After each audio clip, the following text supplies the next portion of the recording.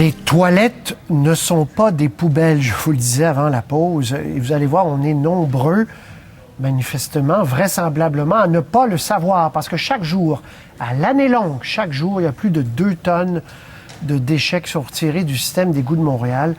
C'est pour cette raison, donc, que la Ville demande aux gens que l'on ne jette pas dans les toilettes condoms, serviettes sanitaires, fils dentaires, etc. Bador Zabigan est allé voir comment ça se passe, d'ailleurs. La station d'épuration Jean-R Marcotte est une gigantesque infrastructure. Tous les égouts de Montréal y aboutissent. Rarement accessible aux caméras, son directeur nous fait une visite guidée. C'est la 3e plus grande installation d'épuration au monde, mais on possède la plus grosse station de pompage au monde.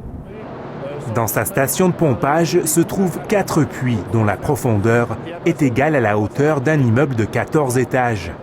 Pour le directeur de la station d'épuration, il faut que les Montréalais cessent de jeter de la nourriture, du fil dentaire, des lingettes, des produits d'hygiène féminine ou encore des condoms dans les toilettes.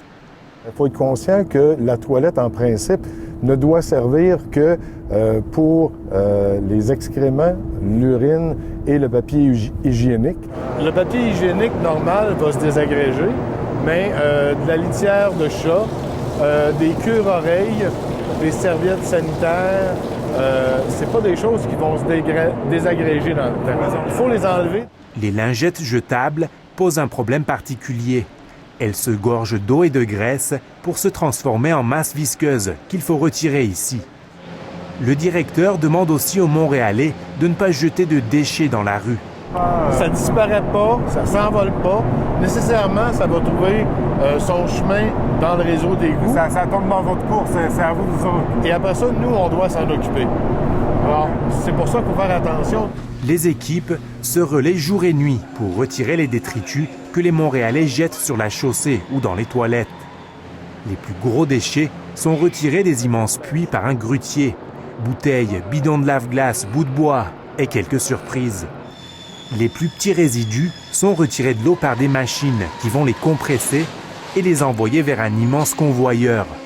Ce sont 870 tonnes de déchets qui vont chaque année au site d'enfouissement, un chiffre qui ne baisse pas d'une année à l'autre.